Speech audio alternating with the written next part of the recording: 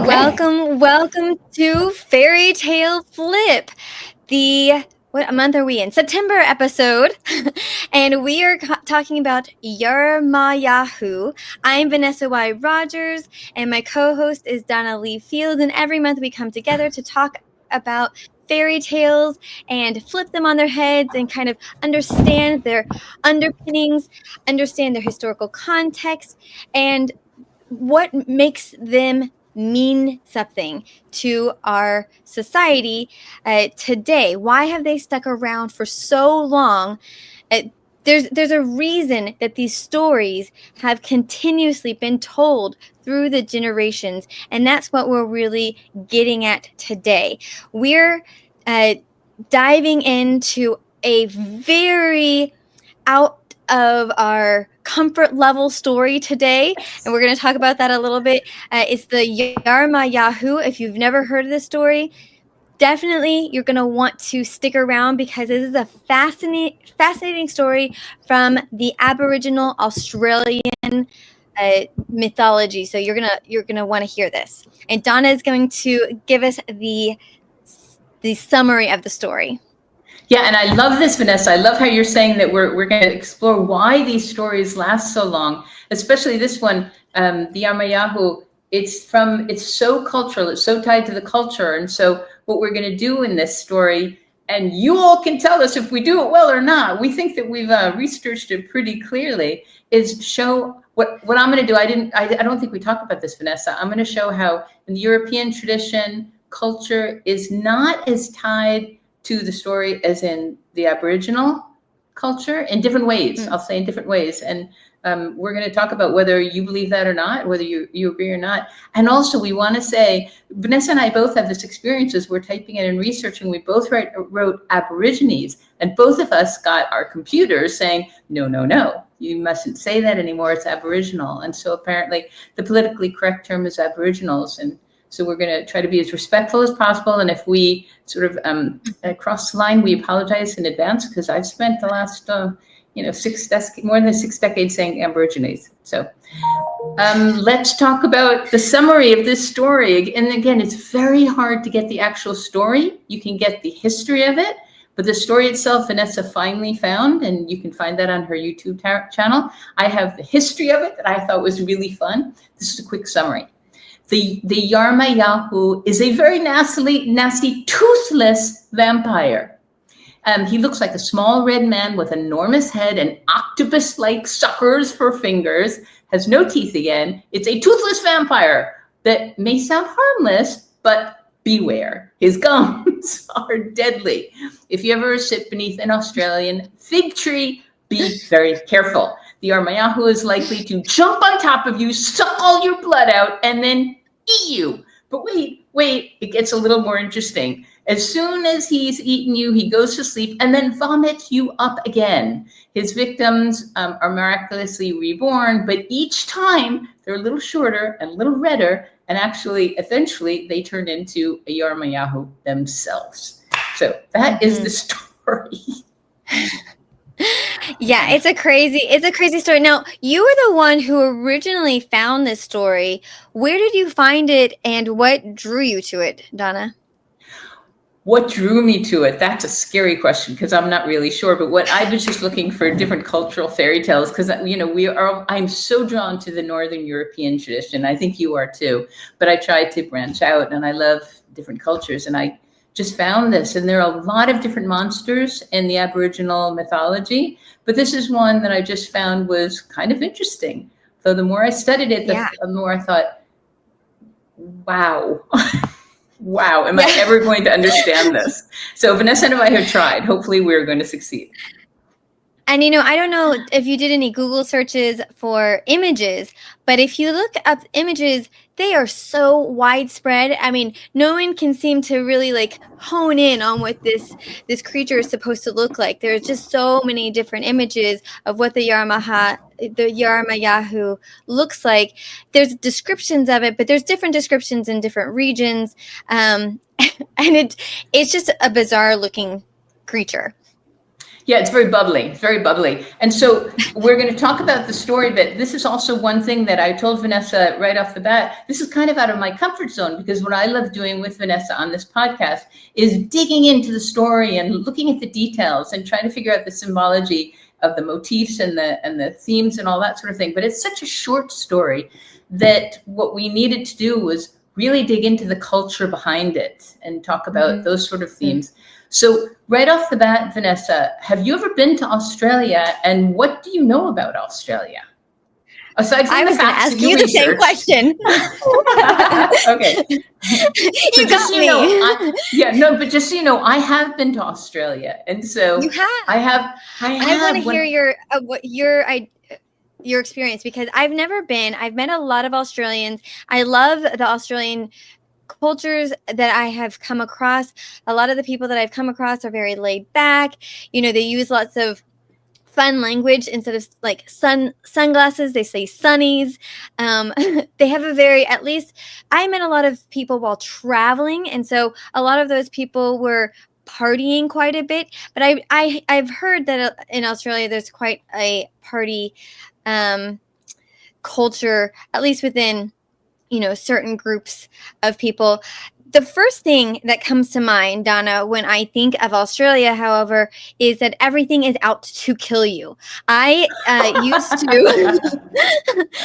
to love to watch all those Discovery Channel episodes, and it would be like the 10 deadliest animals, and like 7 of the 10 deadliest animals came from Australia. And it's partially because it's so isolated. But there are just so many creatures in Australia that are extremely venomous and extremely dangerous. And I think primarily most of those are found in the desert areas, because Australia is the driest inhabited continent in the world. I think 50% of Australia receives less than 12 inches of rain per year, and they have extreme evaporation rates, sometimes higher than the amount of water that they actually receive. And so it creates this extreme dryness. And so possibly because of that, they have really interesting wildlife that just has developed to kill you. I don't know. What has your experience been in Australia, and what took you there? Well, we're going to go right back to the water idea, because that is really fascinating. It's in this mythology, and it has to do with Australia also. When I was in my late 20s, I decided to hitchhike around the world, and you could do this then. I bought a plane ticket around the world and hitchhiked, and the second place I went was Australia. The first place was New Zealand. And New Zealand, they say, is kind of a very British atmosphere, and Australia is very more freewheeling, sort of American idea. And we hitchhiked across the outback into the middle and then south. We didn't go to the western part of Australia. But Australia is just what you're saying. It's 45% desert. But it's absolutely gorgeous. I mean, red desert. It's very unusual, but there's not much vegetation. Although the Aboriginals probably would not agree with me. I mean, I grew up in the Northeast where vegetation is just bountiful.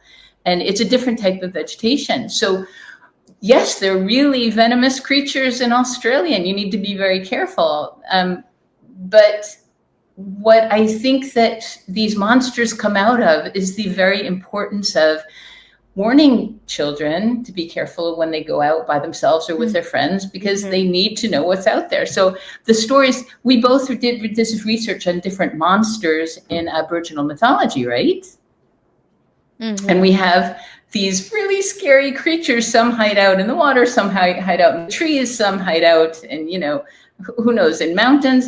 It's very intentional so that children are warned not to go to these certain areas. And I've seen movies on Aboriginals, and I guess what I'd like to get into is their inextricable connection to the earth, because that has to do with the story. So tell me if that's where you want to go right now.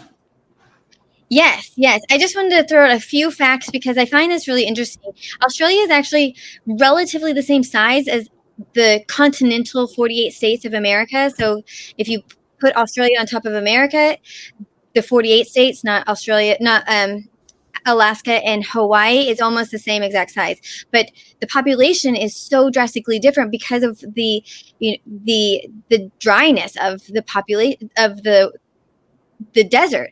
So there's 28 million people in Australia. 3% of those are Aboriginal people. There's 340 million Americans in the United States, and about 2% of our population are native tribes. So that I thought that was really interesting when you're looking at the landmass and the population is so drastically different. Also, another fun fact about Australia is that it was a penal colony. I think most people know about that, that it was colonized by the Dutch originally, and then the British just decided to use it as a giant jail system, and they just sent a bunch of people there and said, here you go, here's this really dry continent, have fun. We're just going to send you away. It wasn't very nice for the Aboriginals. No. And the other thing that's really important, I'm really glad you brought this whole thing up, is that the population also is really it's not evenly distributed at all. It's only on the East Coast and on the West Coast. There is some population in the middle, but just think of the United States and think about how we are fairly distributed evenly across the United States.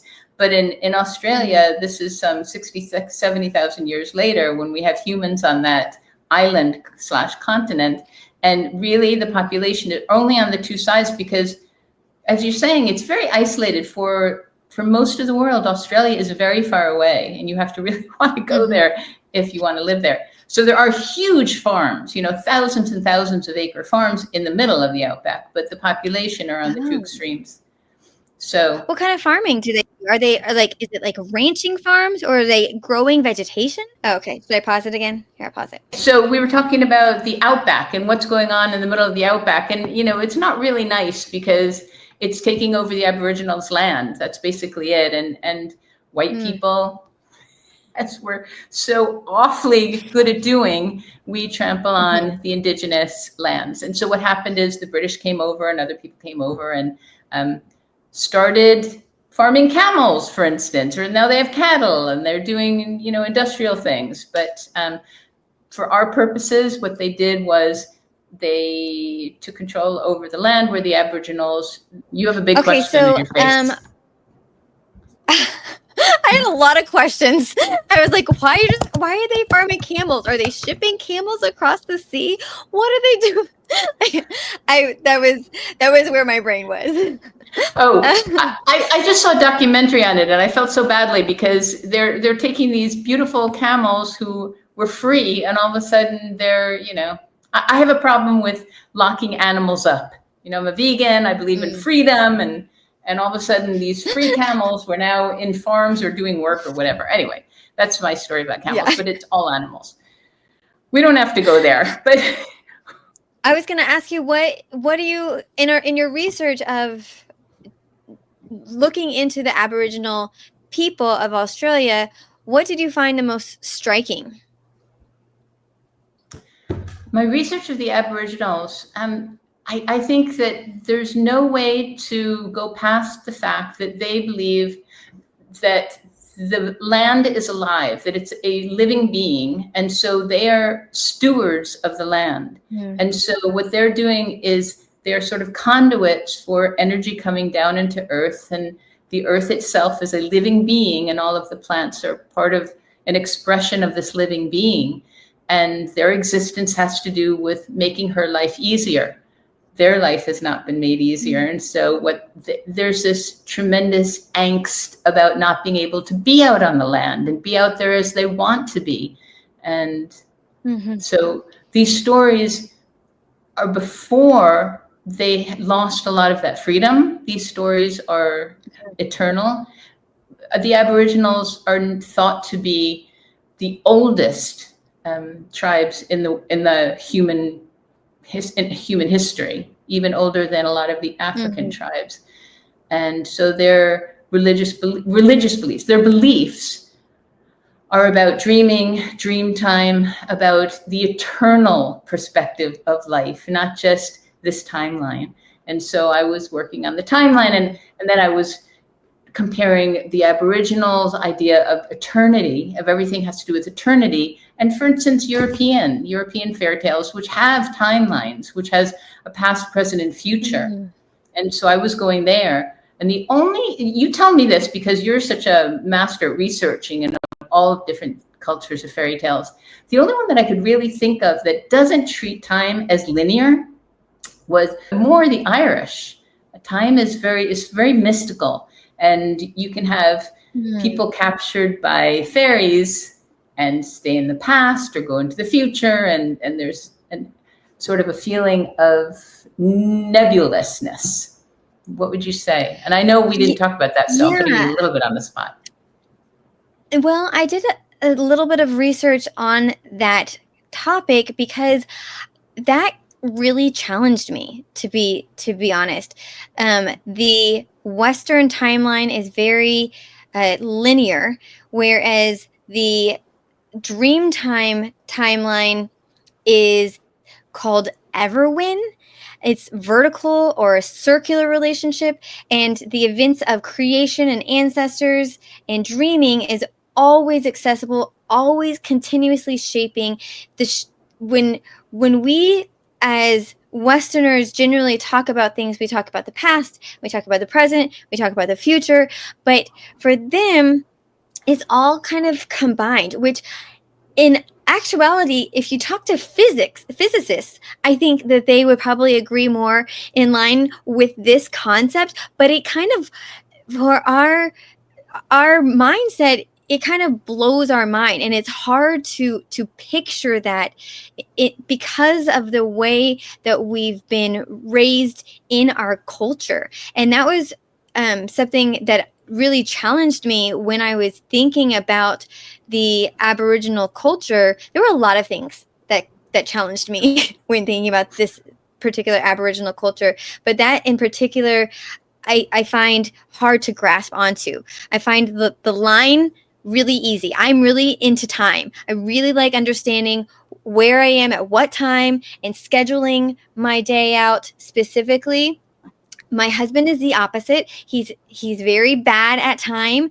I think that's part of being ADHD. Is you have a harder time because I think your brain just works very differently. But I like timelines, and so it's hard for me to picture it in this circular relationship where past and future are happening simultaneously.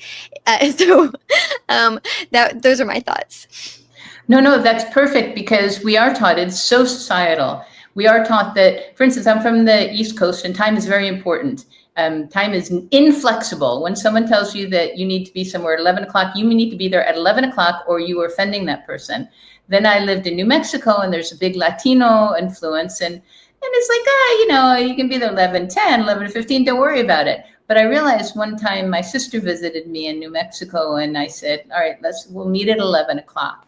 And I was leaving my house at 11, and all of a sudden I realized, oh my God, to her, that is not acceptable. I need to be there when I said I'd be there, not, there's this, we do not on the East Coast generally have a flexible concept of time. But then what we're talking about is the past, present, future. That's not part of our society. It's not part of Western society. It's more of a control thing, teaching you from very, very young, there is a definite past, you're living in the present, and you need to think about the future. And that's not what the Aboriginals do. And one of the reasons why this is difficult, I'm out of my comfort zone, is because I didn't grow up with that. And to understand these stories, I think it's very important to have a perspective of what creation is according to the Aboriginals, this whole idea of eternity. Yeah, and I definitely want to hear all about the research that you did. I want to talk a little bit about, you touched on their migration, but I wanted to talk a little bit more in depth about it because I found that really fascinating. So so evidently, Homo sapiens have been around for about 300,000 years. They've been migrating outside of Africa for about 80,000 years. And Australia is one of the very first places that they migrated to. So the Aboriginal Australians have effectively been in their country as long as modern human populations have been outside of Africa. They migrated out into the Middle East and into Asia, and then this particular group migrated across land bridges and then on some very short sea crossings. And this was back when the Earth looked very different than it does today. Back in the time period that they're migrating, Australia, Tasmania, and New Guinea are all connected as a singular landmass. About 10,000 to 12,000 years ago, the water started to rise and separated them into their own individual islands. And so they became much more isolated genetically, and so that I found extremely interesting, that they have one of the oldest populations anywhere. So just to give some perspective, Native American tribes in the Americas, that's North and South, started migrating to the Americas 15 to 20,000 years ago. And they found evidence that the Aboriginals have been there 50 to 70,000 years ago in the Australian Oceania continent. So that's extremely different. There's tens of thousands of years different in how long they've been there. And that was another thing that came up for me, is the concept of time. Did this come up for you? Well, we're talking about when the Aboriginals first started walking on the planet, you mean? Yeah. Like, well, there's what you such think of as old. Because, yeah, I mean, like, the problem for Americans, old is like Abe Lincoln's log cabin. It's like 200 years old. Give it, that's old for us. But we're talking tens of thousands of years. Is totally different. Well, you asked me a question that's a little dangerous, because we might get off on a really sort of U-turn tangent, because the answer to that is that we are controlled with what we were taught when we're young. And we're taught that the Aboriginals, for instance, Aboriginals have been around for more than 300,000. 300,000 is not a drop in the bucket. We are given information so that governments can control us a little more carefully. The Aboriginals have been around for millions of years, really. I mean, in my what I know, what I believe, I should say, is that humanoids have been on the planet for millions and millions of years, millions and millions. But it's threatening for governments to let us believe that or make that general knowledge, because they don't have control over that kind of information. So, when we talk about time, again, if the government is really big on time, because it's easier to control us if they have an inflexible timeline. But the truth is that there's a lot more discrepancy than we might be comfortable thinking about. So I would just encourage all of our listeners, and you and I both, I would encourage us to be a little more flexible about what we believe about what we've been told. How's that? Mm-hmm. Okay. Yes. Okay. Yeah. So let's hear about your the mythology that you've gone into. Well, let's see. Let's talk about. Let's see. All right. Let's talk about the outback. Because what I really saw is the Australian outback is absolutely gorgeous, and it has to do with their mythology. So a lot of their monsters sort of blend into the colors of the outback. And that's really interesting, because in Northern European fairy tales, colors are also very important, even though we may not even think about it. There's brown, and there's maybe some yellow, and there's white. There's always white. But black is not a natural color in nature, actually. And red is not a natural color in nature in the European and Western countries. And so if you have black and red in a story, Snow White, black is, what is it? Black's her hair and red is her lips, something like that. Then it's very important. It's a very important motif. In Australia, this little monster, the Yara Ma Yha, is red. And at first I thought, red is really, an important color because it's not normal, it's not natural. And yet Australia, if you go look at pictures, and I was there, I can tell you the desert is red. It's an unbelievably beautiful color of red. And so this monster isn't so much out of the norm as much as it's, what can I say? Just be careful about distinguishing the red of the desert from this little monster sitting in a fig tree. How's that? You know, we have dark forest in northern European fairy tales. Forest, for instance, is very important. And so there's all different types of trees that are in the forest. And when you go through a forest, it's a paradigm change, for instance. In the Aboriginal culture, there are no forests. And so you wouldn't have a monster living in a forest. You have a monster sitting in a fig tree, which is what the Yara Ma Yha Who does. So when I say, so for instance, vegetation in European stories, what do you think of? Because we're talking about Australia being a desert and the vegetation is very specific. What do you think about the European? Do they not have forests though? Do they not have forests along the coastal sides? Because I was under the impression that the coast had more fig. I mean, the story that I came across had fig groves, so they had large areas of forest that were native to Australia. So I was reading it, at least the one from the southeastern Australia was more forested. Okay, really well done, because I'm looking now and there are extensive natural forests. There are eucalyptus forests covering 131.5 million hectares in Australia. And as you said, they're more on the coast. It's a different type of forest. It's a little more open. It's not as dark. The sun comes through. So there isn't that canopy that covers the forest as much. So again, to me, it's very different. There are some rainforests which do have a very strong canopy, but it's only 3% of the whole country. And I will say the Yara Ma Yha Who is said to hang out in fig trees, which confused me because the only fig tree that I'm familiar with is kind of bushy. It's not really a thick tree, but when I was looking up fig trees in Australia, it's very different looking than the fig tree that I'm familiar with. Do you have fig trees around where you grew up or where you live? You know, it's really interesting. I'm living on this land with every kind of tree, but not fig trees. So, well, yeah, I'm not familiar with the fig tree that I was seeing someone explain the sacredness of fig trees to the Aboriginal people, and I can talk about that a little bit more, but it had a very thick trunk.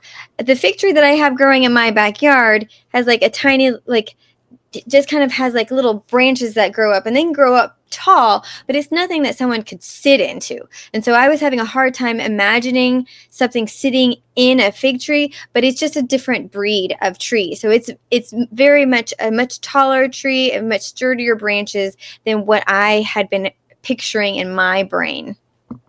Interesting. Okay, so how does that sort of add or detract from the story if you have a more barren fig tree with a red little bubbly monster sitting in it? Right. I was thinking, like, how can this thing hide in this tree?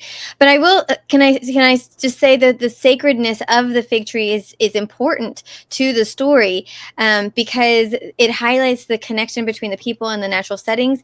It is considered a natural gathering place. So there's a story about having women having their newborns leaning against the trunk of the tree and offering the tree the placenta by burying it under the roots and placing the newborn baby within the grooves of the fig tree roots to wash the baby.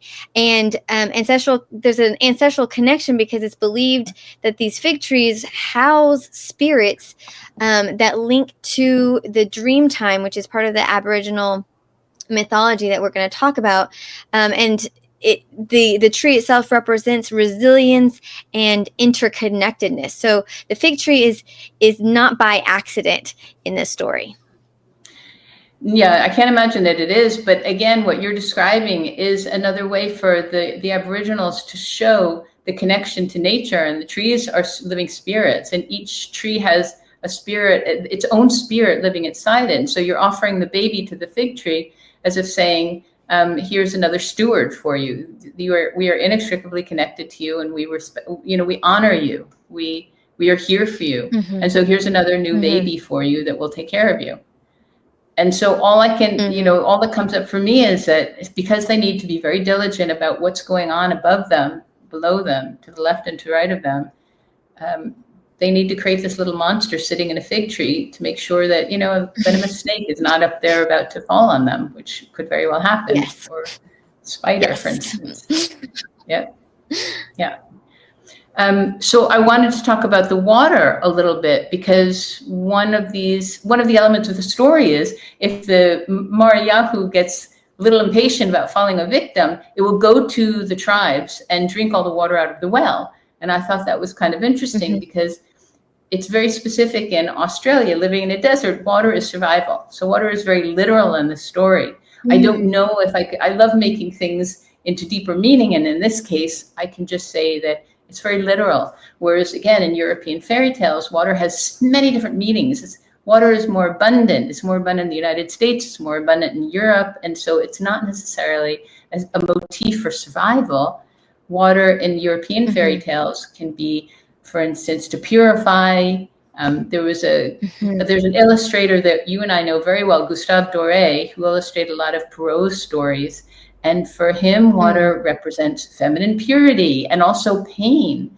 And if we go to the Greek myths with Narcissus, water is a mirror, and it can represent truth, or it can represent what you want it to say. It could also be a portal to something else.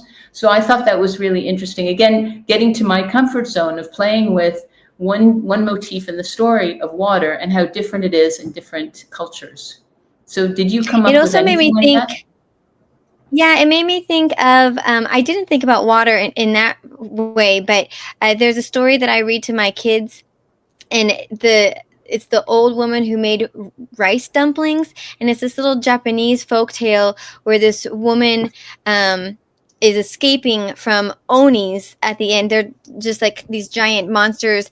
And in order to stop her from escaping on a boat, they drink up all of the water, just like the Yara Ma Yha Who. So I feel like this is something that is seen throughout different folk tales, where creatures will drink up all of the water to prevent someone from escaping. In that version that you were talking about, where the Yara-Ma-Yahoo will drink up all the nearby wells and the watering holes, it's in order to make the human go to the tree to drink up the tree sap, so that they will more likely be reattacked by the Yara-Ma-Yahoo. Ah, nice detail you found there. Okay. So sort of, seducing them into its place of criminal activity.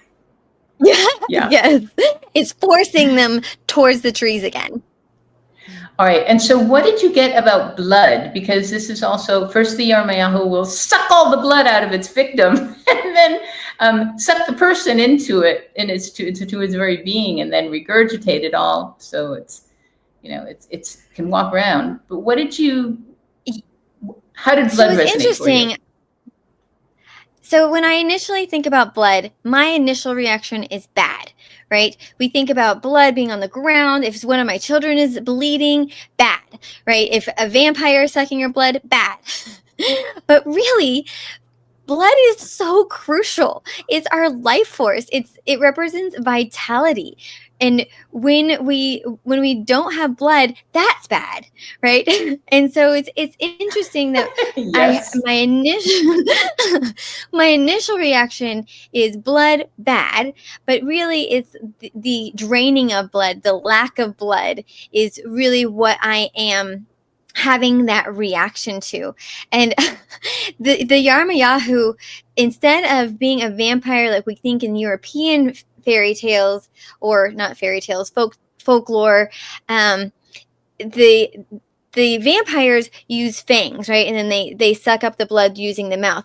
Instead, the Yara-Ma-Yahoo has suckers.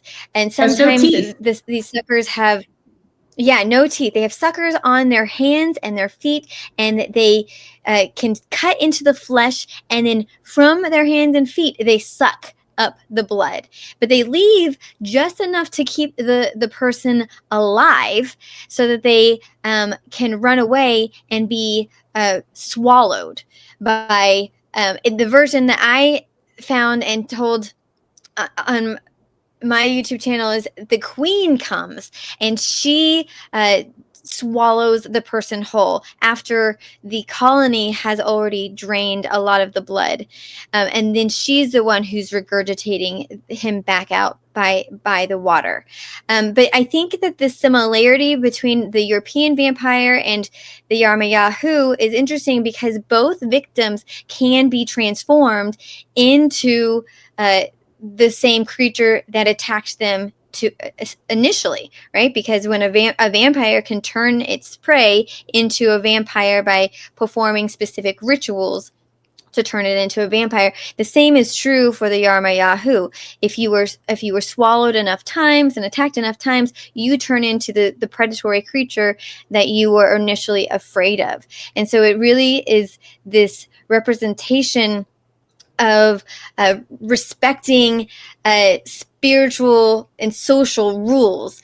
In Europe, it's more about this religious symbolism and Gothic horror, whereas in the Aboriginal tribes, it has more to do with the being respectful of the land around you and what is out there to be afraid of. Interesting. All right, and there's also one other. I never read anything about the queen and the colony sucking the blood out. I was always just one little, bubbly red man. But there's also one other part of it, and it's that once he sucks the blood and regurgitates the victim, then the Yara-Ma-Yahoo will walk away. And if the person who has been regurgitated moves, and jump back on them and eat them again.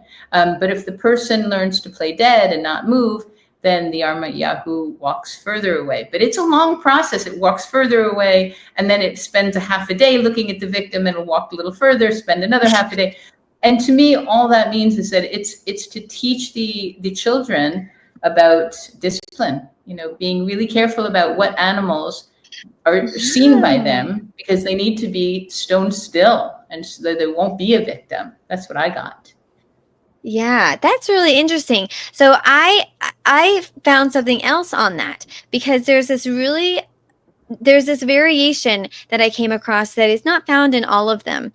And this variation is about the Yara-Ma-Yahoo not doing its ritual of checking on its victim just right. So there's this pacing away and returning and poking with a stick and tickling under the arms that the Yara Ma Yha Who is supposed to perform exactly as prescribed. And if it doesn't, the fig tree will mumble into its ear mysteriously some sort of secret message, and it transforms the Yara Ma Yha Who into a glowing, luminous mushroom that is sticks to the fig tree. And that is a form of spiritual retribution for not performing the ritual as it's intended to go. Which that's the first I had seen that, and I thought that was really interesting, and it was really representational of how important ritual is to the Aboriginal people.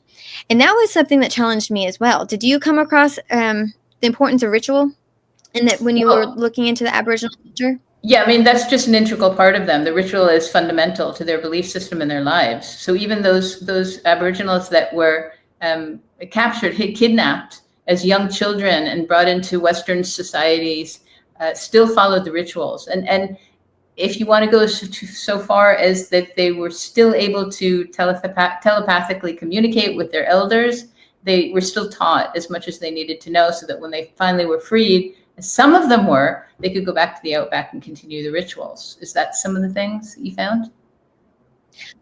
Well, so I kind of looked into the importance of ritual, because when I think of ritual, I was trying to think like of what ritual is important for me, and I did like a quick search for like Western ritual. And there's this huge difference between the West seeing it as a symbol or a tradition, not as a process that literally has to be maintained to maintain the world's order or personal well-being. But in Aboriginal society, it's very spiritually oriented, and everyday life, log, land, kinship, community, it's all infused with this spiritual meaning, and the ritual is the means by which the people actively participate in and sustain that order. And so while in the Western world, we kind of compartmentalize ritual and we see it as optional, even people who are of a religious nature who go to church regularly, the Catholic Church specifically is extremely ritual oriented. It's not a requirement. There's a lot of ritual in the Catholic Church, but if you don't perform it, there's nothing really that's going to occur that is bad that happens to you. But in Aboriginal society, it is very important that these rituals are maintained for their social order, for their ecological balance, and their spiritual law. And for me, and I was kind of thinking about that, and for me, I'm not a person who really likes a lot of structure. I like loosey-goosey structure. So ritual, for me, would be really hard. Yeah, I love that you said that ritual has to do with the practice, not necessarily the belief system. And I think that's true, although I think that one of the problems we have in the United States, and again, this may be controversial, is that we don't have enough rituals, or that the rituals aren't spiritual necessarily. I mean, we can have a ritual of going to Chinese food every Sunday. That's a ritual. Our family likes to go to Chinese food every Sunday. Or ritual is sitting down and watching TV with a bowl of popcorn. That's a ritual. It's not necessarily a belief system. I think that if we had more sort of deep rituals based on spiritual beliefs, we'd be a happier community, a happier population. And I think that we have become a very superficial culture, if we ever were deep, if we ever were. But I think it's becoming individual. So for instance, meditation is ritual for me now.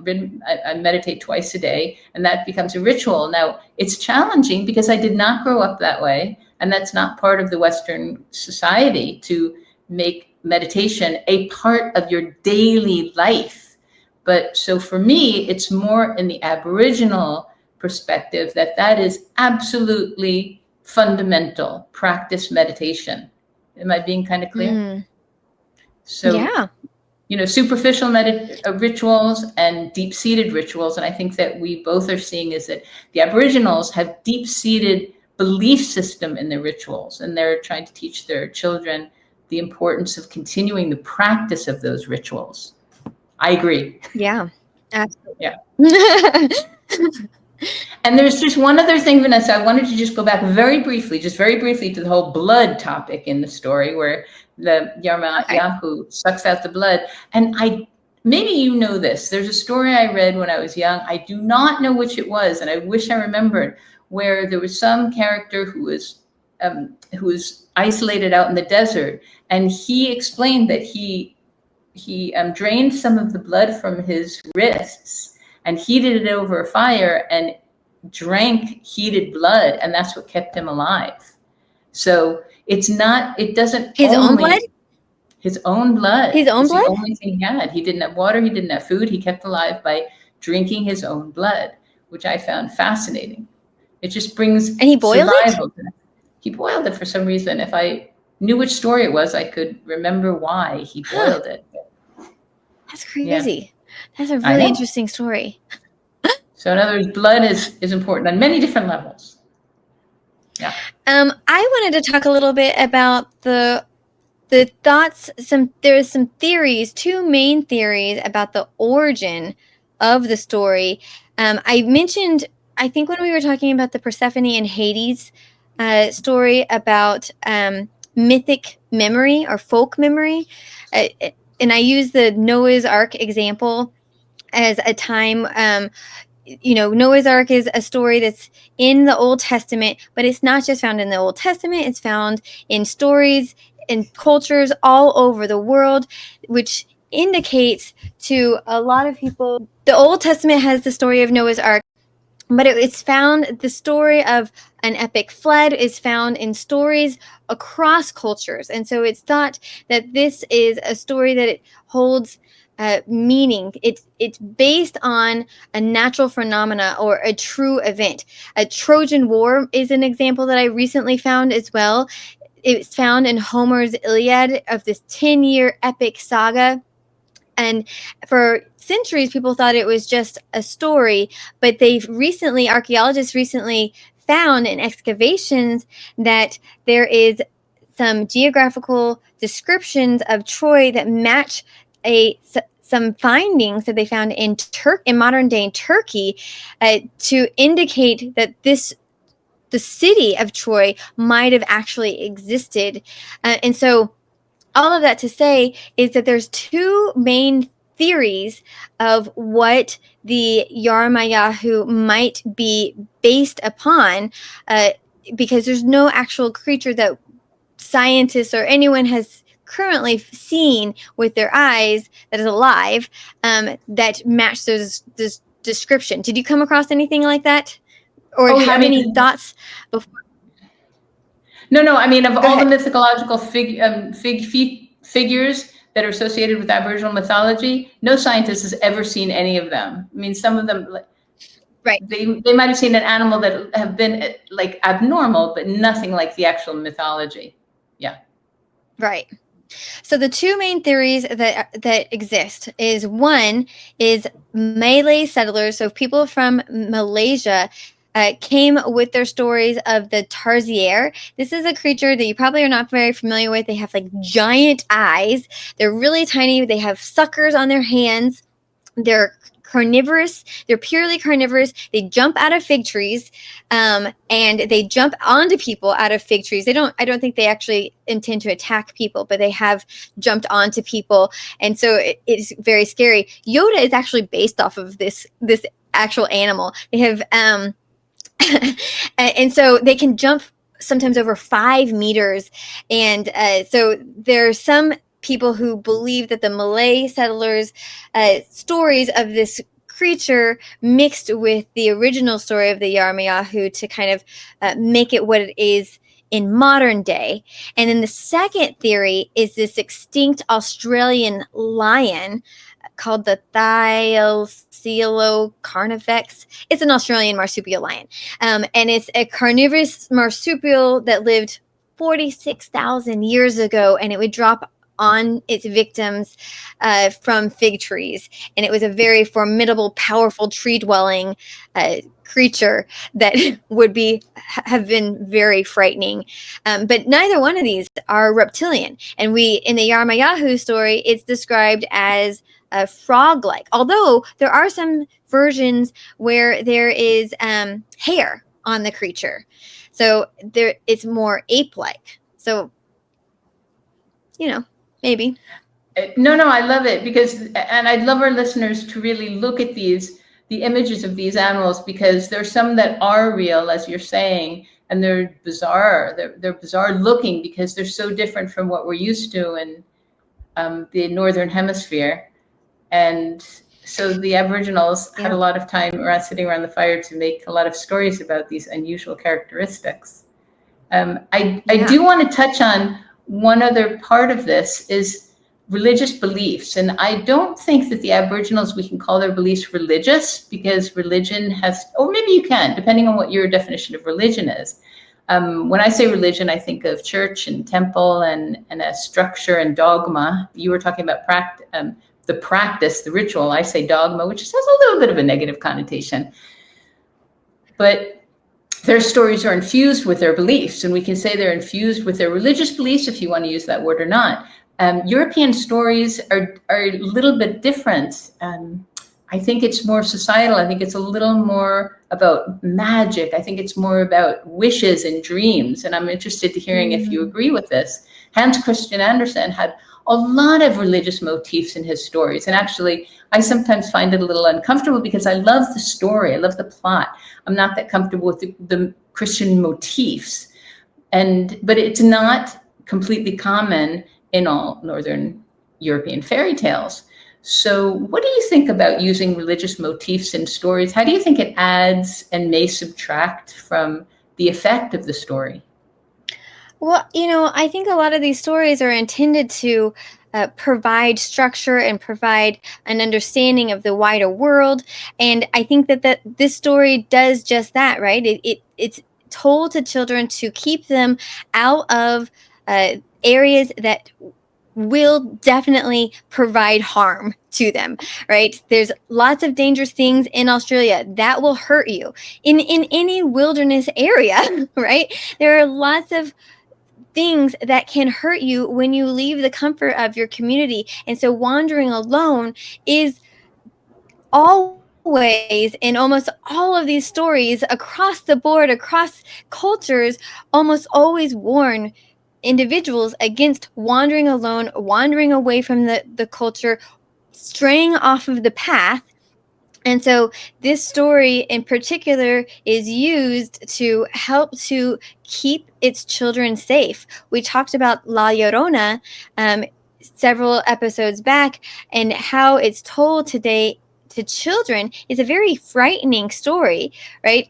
But it's told to children to keep them away from water, to keep them from accidentally falling into water and drowning, because if you're afraid of the weeping woman who might grab you from the water, you're less likely to just go into the water on your own without an adult, right? And so these stories are intended to help set guidelines, and this one is very much within those lines. I agree with almost everything you're saying, and I love how you put it. And I also love what you're saying, don't stray off the path, because it's so important in fairy tales. And again, it's about controls. Don't stray off the path. Do what the rest of the society is doing, which is what most fairy tales are trying to teach you, what is acceptable in different societies and the norms of different societies. But I've studied and sort of seen different perspectives of Northern European fairy tales so much that I see empowerment in going in by yourself. So think of the donkey skin, where the princess left her castle, her home, her father, where it should have been her safe place to be. And it was not. It was a terrifying place to be. And she went off alone, and she found her inner strength. If you think of Red Riding Hood, she finds a wolf that eats her grandmother. But if you look at it from the feminine perspective, she was a pretty she was a strong woman. She was a strong little girl. I could go through each of them. So I guess we need to hold in a balance what the fairy tales are saying to be practical and safe. And the other one is find your inner being and find your inner strength, especially if you're a female in a story. Believe in yourself. If you're in Australia and you're under a fig tree, be careful. But if you want to wander off of yourself and you have to be female, you have as good a chance as a man wandering off by yourself. That's what I have to say about that. Yeah. Did you want to talk a little bit about the Aboriginal dreaming or the dream time? I know that you were saying that you had done some research on that.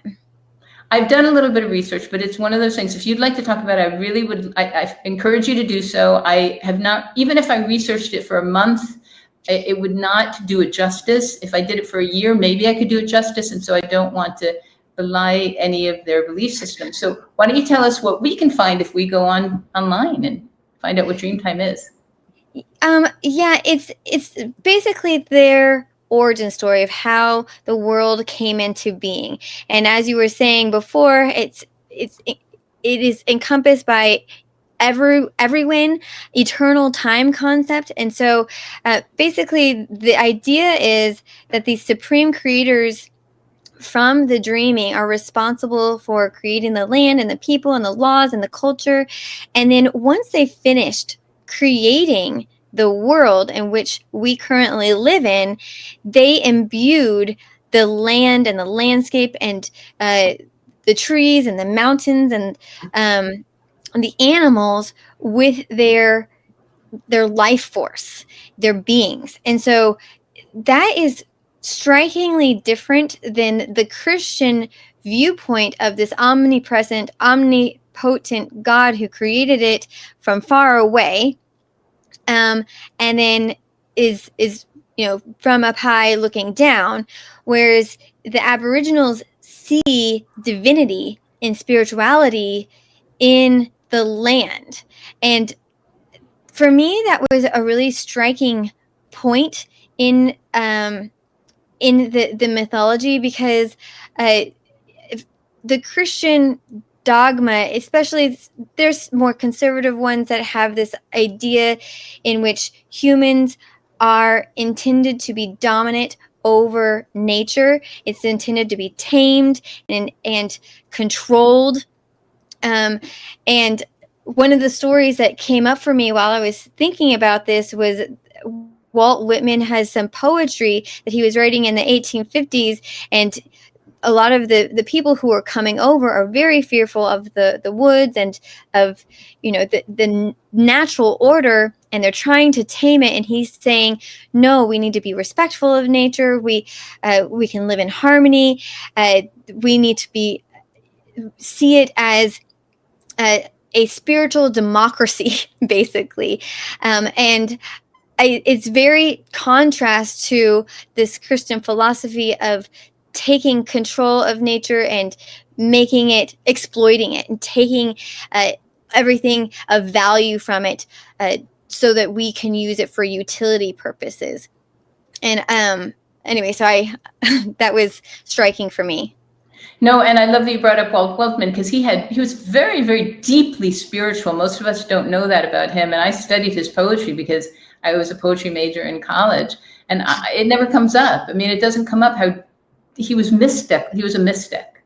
And so he had deep spiritual beliefs. If you go into some of the poetry that is not so well known, he's very prolific about his deeper beliefs. And so, yes, he saw the land in probably much of the same way the Aboriginals did, that it's a living being, and we don't need to be fearful of it. We need to respect it and understand it as much as possible. And that's not what we do. I mean, especially when he was here, he's taking control over it. Yeah.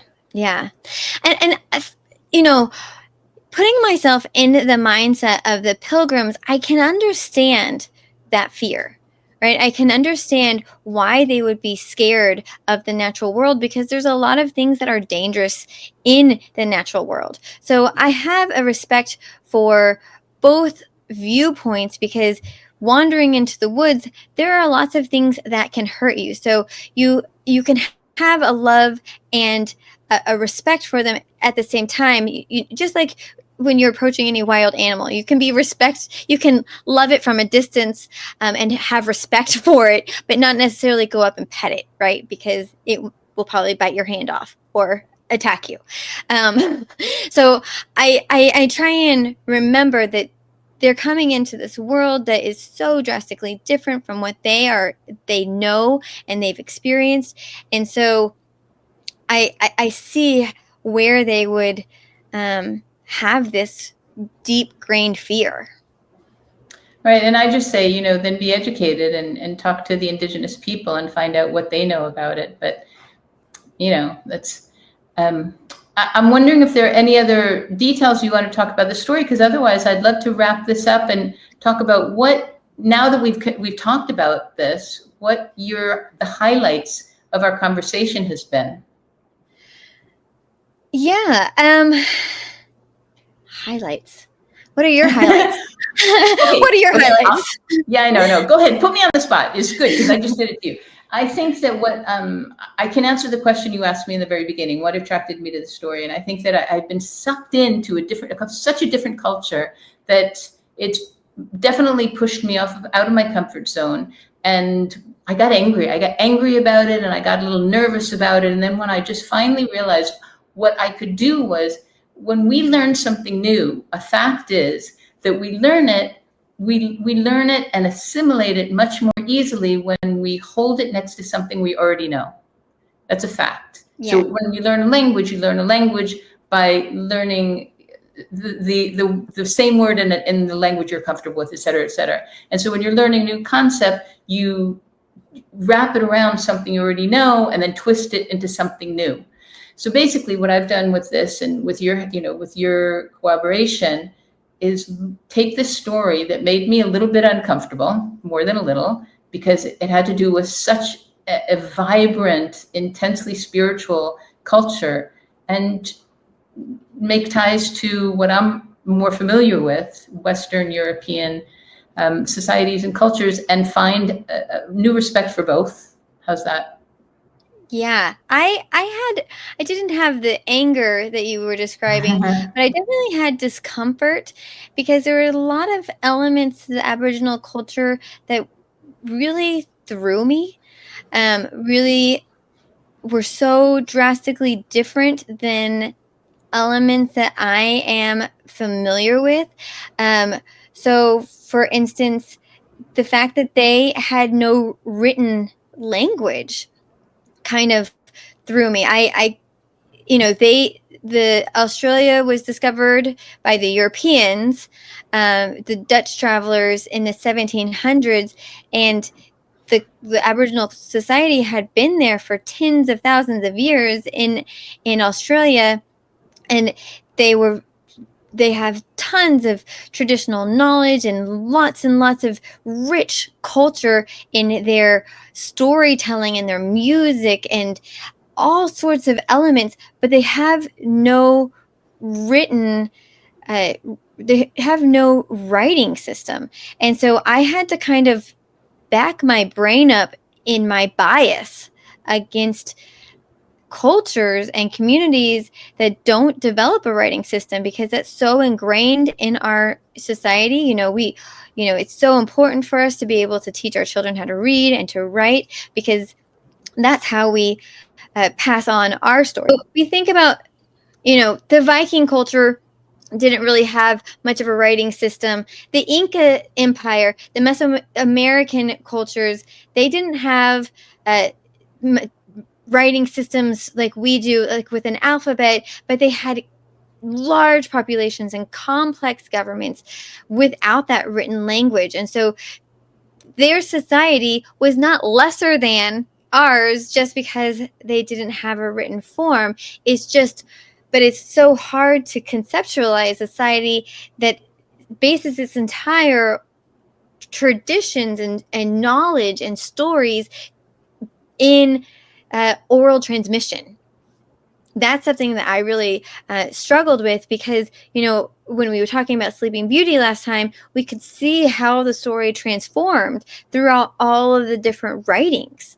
But we don't have this. We don't have that in this Yara Ma Yha Who story, because it's based off of like very small gatherings of stories of a few elders. Right. And I would just say that, again, you're accepting the fact that a culture can be pretty sophisticated even without writing. And there's a lot more in the Aboriginal culture that we don't know, that there are hints of. For instance, with the Aboriginals, if they talk about directions, they don't say right, left, straight, or backwards. They say north, south, east, and west. And so, but this is so ingrained in them that anytime you take an Aboriginal out of Australia and ask them which way to go, they will know exactly where north, south, east, and west is. It's just innate. It's innate in their being. So they're not using their fingers to write things down. They are tuning into the rhythm, the vibration of the earth itself. And so instead of focusing on writing down words, they're focusing on penetrating those vibrations, and again, being stewards to protect the earth as much as possible, and being part of the cosmic multiverse. So it's so different than how we were brought up. And now I find it fascinating. It is very different. So it's hard to rewire our brain to think of it. And we can't really think of it in the terms that they think of it as. But we can, like you were saying, try and conceptualize it to the best of our ability by attaching it to things that we're familiar with. That's right. So I think we have done pretty well for this topic. Two people who did not grow up in Australia and are not Aboriginals. We've been incredibly respectful because we both respect enormously this culture, and probably would love to know more about it. And so I'm really glad that we got to share this with our listeners. And next month we're going back to a Northern European story, I think. Yes, and I would like, because it's October, I would like us to find a creepy story of sorts, maybe a ghost story. Well, we've done La Llorona for, and then we also did the girl who danced with fairies. I think those were our October picks in the past. So I think that's how we got into Yara Ma Yha Who. I think that's how I found it.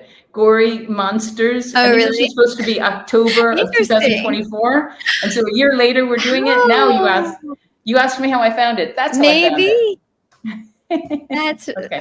Very interesting. Okay, well, maybe we'll find the original list of stories that we were looking at for that October. Okay, perfect. All right, close us up how you do it so well, Vanessa. Well, thanks so much for listening. If you know more about this Yara Ma Yha Who story, or you have thoughts that came to you while you were thinking, or challenges that you came across when trying to rewire your brain into conceptualizing the Aboriginal culture or this particular story, we would love to hear from you. Keep the fairy tales alive, and until next time. Bye, everyone. Thank you.